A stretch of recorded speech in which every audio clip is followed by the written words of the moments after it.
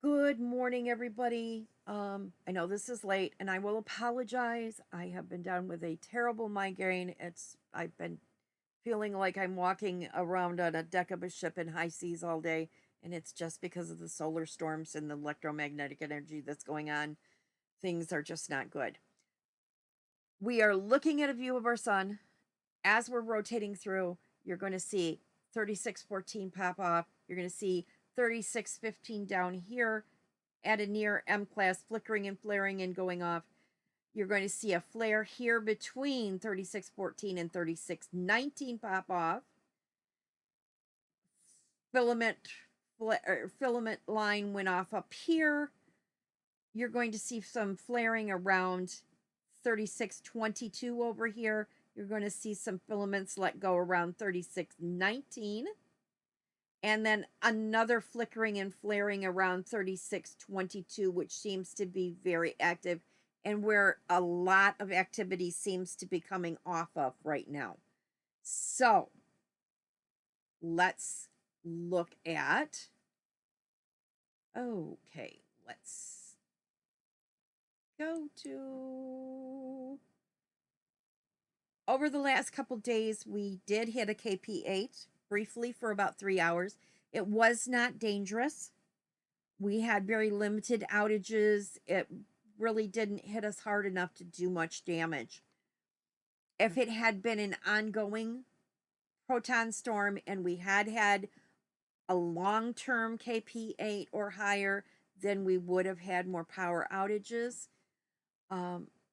We are going to see that we are going to drop off for the next couple days in energy according to NOAA. And that is because largely I think things are going off to the sides and not directly at us. And let's take a look at that. I'm going to pop over here. I'm going to take a look at our flares in the last 24 hours. Well, let's make that a little longer than 24 hours.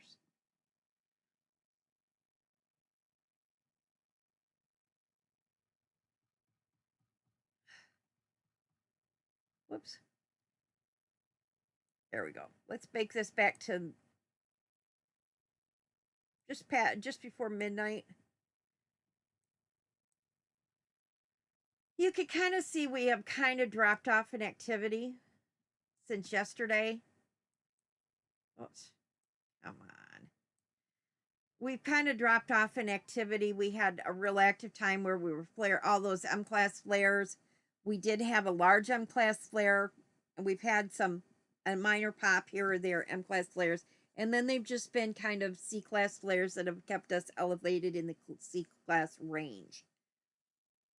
I know a lot of you are worried thinking, well, that was a big one. I don't think it is. If you think back and you think about everything that I've been saying for the last year and a half, I always tell you, just wait. Just be patient. We always have to wait for the sun to take a big breath before she blows. She's got to take a breath. Or he's got to take a breath. It breathes. There's a pattern to it. And there is a pattern to this. It just doesn't just, ongoing and going and going and going. It's kind of got to gather its energy. It's got to catch its breath before it launches again. So let's look at our sunspot regions. We have 3622 that has been kicking off a little bit of energy. We have 3614, which is now in the really active zone when it kicks off really big sunspots. We have 3615 has developed a baby sunspot underneath it, which means this is drawing a massive amount of energy right now, and it's reorganizing itself. While it's taking this breath, this is reorganizing. We have 3619 and we have 3622 that has been kicking off some pretty steady flaring. We have 3620, 3617. And down here, we have something coming around the limb that we can't quite see. But there is another sunspot coming down here around the limb on the incoming range that we can see the looping umbras and we can see it's there, but we cannot see the sunspot itself. So this is kind of exciting.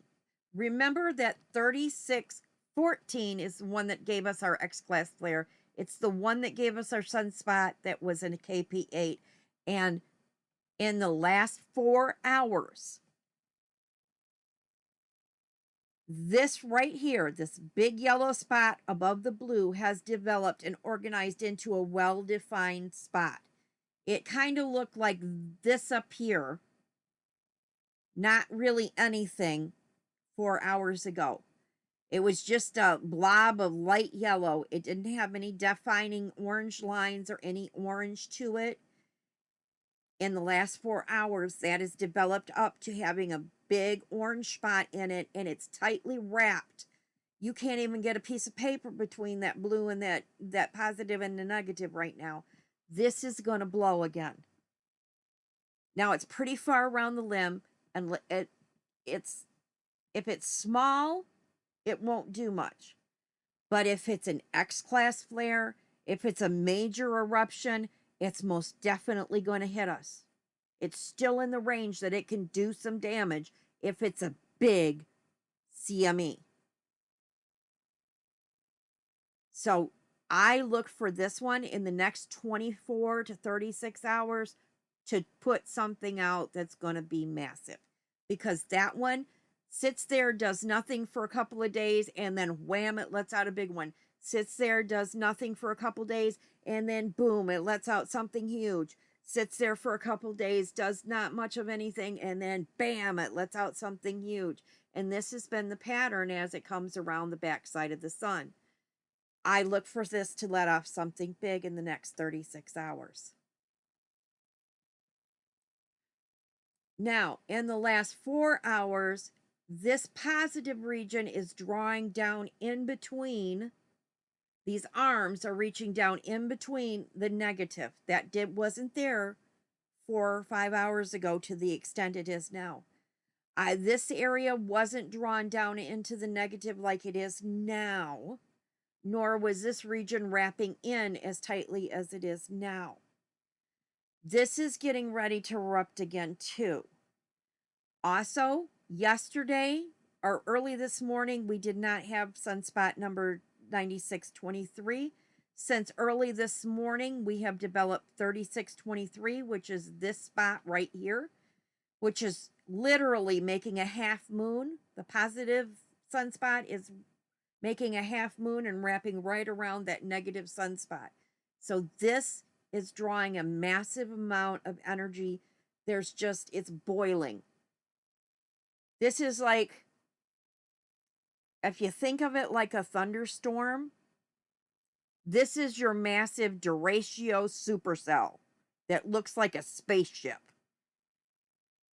This is the one that drops the big tornadoes and looks scary, if you're thinking of it like a thunderstorm. This one has the potential to do something massive. It is boiling at this point. You have green and blue are positive, and if you look through here, you've got green intermixed into your positive or into your negative everywhere in this. It's boiling. It's got massive amounts of energy. Since midnight, it's dropped since midnight UTC time, it has dropped 5 different flares.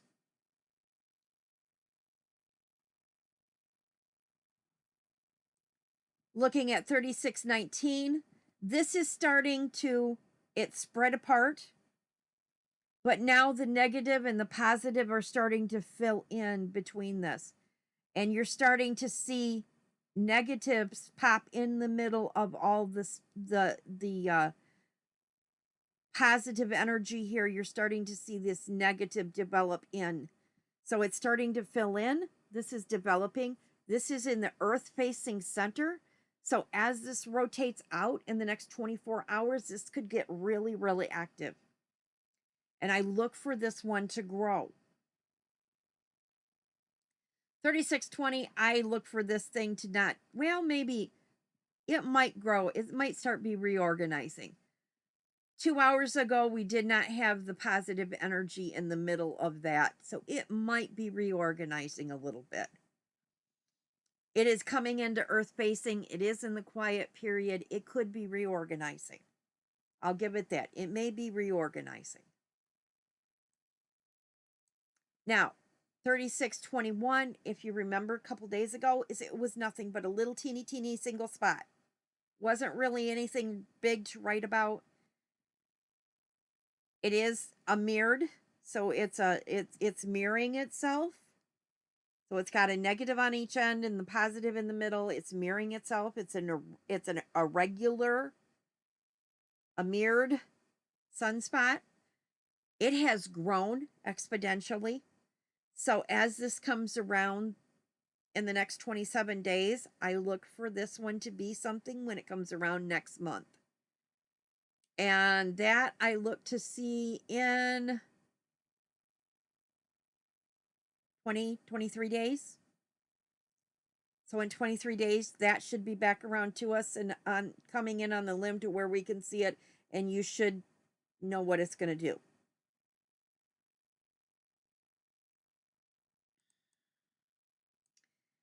This one is 3622. Now, this one is starting to develop the negative wrapped into the positive energies. And this one is the one that has been producing some of the big flaring that's shooting off in a way, and producing CMEs that are shooting off in a way that have been pretty significant. They aren't going to hit us. Unfortunately, they're going to be a miss. They're going out in a way and not to us, towards us enough yet to do much damage, but they are very regular. There's been like at least 3, I think, moving off in that direction in the last 24 hours. 2 or 3. I think it's been 3 that's shot off up out of this sunspot. So they're regular enough as it moves earth facing. If it keeps up, then we should get something off this one. And then this again is that sunspot 23 down here. It's changing shape. It's moving and drawing up into 20. And I almost want to say it's kind of pulling up into 2315 a little bit in the last hour. Or maybe 2015. They're drawing together a little bit. So we have had 14 CMEs. A lot of them have been fairly significant. Most of them are moving either down in a way or up in a way. So they are not going to be, and I'm going to see if I can find some significant examples. Like this one is moving down in a way. It's super, super dense. And I will point out that you can see here that we have stuff moving all the way around the disc. So that we might get a bump up to maybe a KP3. But we aren't going to get the big blast. And this is not moving fast. So it's not going to have the oomph it needs to give us a big one. Here's what I said, 3622. This is what it's shooting out, and it's done 3 or 4 of these. Or no, 2 or 3 of these. And it's really big and it's bright. So if this moves around in another couple of days and shoots one of these off, this could produce a really big one for us. But where it's sitting, it's going to miss us. It's moving in the wrong direction. But we do have stuff coming out from other spots that is streaming. What I think could happen in a more likely scenario is we have 14 sunspots that are just spewing out snot. Okay? It's been shooting out particles in plasma, and it's all floating out here in space, dawdling its way to Earth, meandering all over the place, spreading like peanut butter everywhere. Okay? It's not moving fast enough to give us much of anything. So when we get the really big one that is moving fast, we got a lot of peanut butter out here between Earth and Sun. It's going to pick up all that peanut butter like knife, and it's just going to push it all right towards Earth. And it's going to go, here you go, here, have a scoop. Have a scoop of ice cream on top. So it's going to be thick, and it's going to be a scoop shovel event because we just have so much stuff. Because if you go through every one of these 14 different views of all these sunspots, they've all got these, you can tell there's stuff moving off the disk in every direction, all in every single one of them. So we do have things streaming off there, but it's only at 300 or 400 kilometers per second, and it's not really enough to do much. But if tomorrow afternoon 3614 drops another X-class flare with a big CME that's moving at 2,000 kilometers per second, it's going to pick all that stuff up and shove it right at Earth if it's aimed in the right direction. Anything as big as an S-class flare will be big enough to hit Earth, even if it's around the side of the limb a little bit. So be patient. The problem with all of this is what we've got coming at us, and it's looking pretty hopeless. We have a weather system pushing clearer air up into, and a warm front pushing up into this cold front, and it's pushing part of it up into Canada. On the back side of it, that cold front is swirling down back in behind it, and it's drawing in all this stuff back on out of Canada down into lower US. And unfortunately, I think this is going to keep funneling in. We might get some clearing for a day or so, but then it's going to funnel right back in again. I don't foresee us having a very extended clear spell. And right now, if I was looking at the 10-day forecast for my area is showing the only clear days we have is Wednesday night, Thursday night, by Friday night, and by Saturday night it might be clear. By Sunday night we're back in the snot again. And then we're going to have rain showers Monday, Tuesday, Wednesday, and we won't have clarity again till the 4th. That's not to say we won't get something at the right time period, but it might not happen. Now, I don't know, as you know,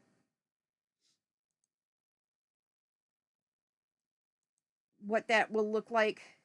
You know, it looks like Mackinac might be a little bit clearer. It looks like they only have a couple days of bad weather.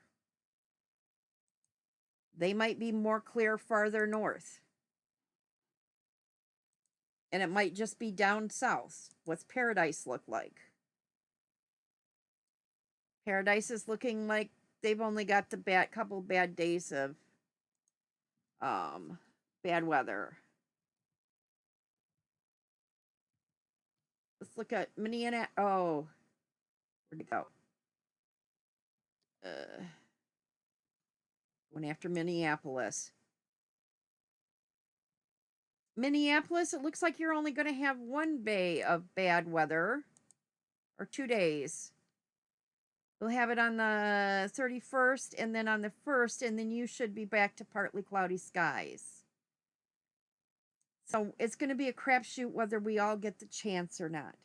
Wisconsin, you're going to be in between Minnesota and us. It's it's spring.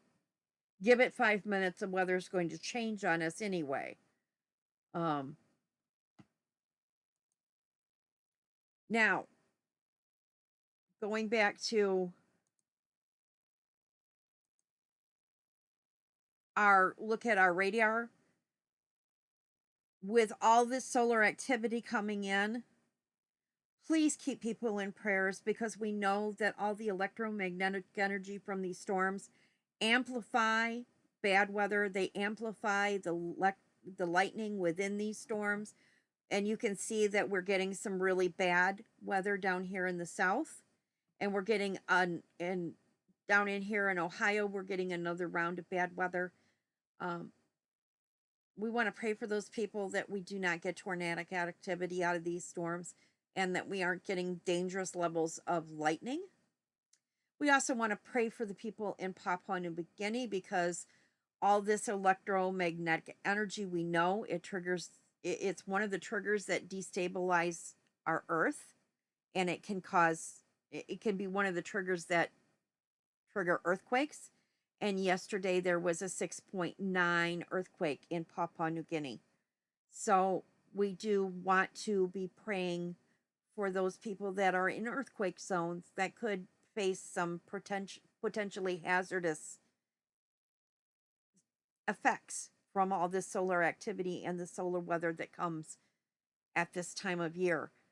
And we do want to be aware that Italy and Papua New Guinea do have super volcanoes on alert that are capable of dropping or exploding into a eruption that can affect the whole global weather pattern and can drop us into a mini ice age at the drop of a hat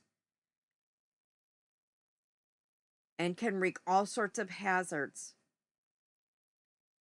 We know Iceland is continuing to erupt, and not so surprisingly, the eruption is ongoing this time. It didn't stop like it normally does in a couple of days. Go figure, we're having solar storms. What didn't stop? The eruption. But this time they're having poisonous gas that has leaked into the Blue Lagoon and down into Grindavik. It is blowing down into Europe, but fortunately high enough into the atmosphere, it's not bothering anybody else. But that's bad news for the global world if that poisonous gas is getting up into our atmosphere, because that can act like a sun shield and block those dioxides, can act like putting a sunscreen in the windshield of your car. It can prevent the sun from warming our planet, and it could drop us into some very cold weather. And it has been known to cause lack of growing seasons and all sorts of chaos if enough dioxides get up into our upper atmosphere, like 50 kilometers and above. So there's a lot to be concerned about when we have these solar storms. It's not just all fun and games and wonderful and beautiful auroras. There are some negative consequences to solar storms. You know, we are at the mercy of our sun. Chicken and the egg, which came first? We are at the mercy of our sun. They can cause all sorts of things that science is just beginning to understand now. And they don't fully understand how and why the lightning is and the storms get propagated when we have the electromagnetic energy completely, when we have solar storms why hurricanes and thunderstorms and lightning get so big when we have them. They know it's electromagnetic energy, but how does it all work? They're just beginning to look at why earthquakes are triggered when we have solar storms.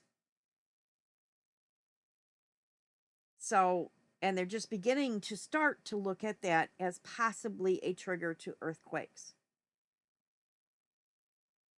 and acknowledge that maybe this is a possibility and maybe this is a science. So, these are things that are just beginning to be looked at and understood, and it's a new science. And it's one all of us should be exploring because all of us can use that to be better prepared for life. I'm going to leave you there now. We will update you if anything significant happens, and I will try and fix this doggone headache to the point I can see straight and not feel like I'm on the deck of a ship at sea. I will talk to you later.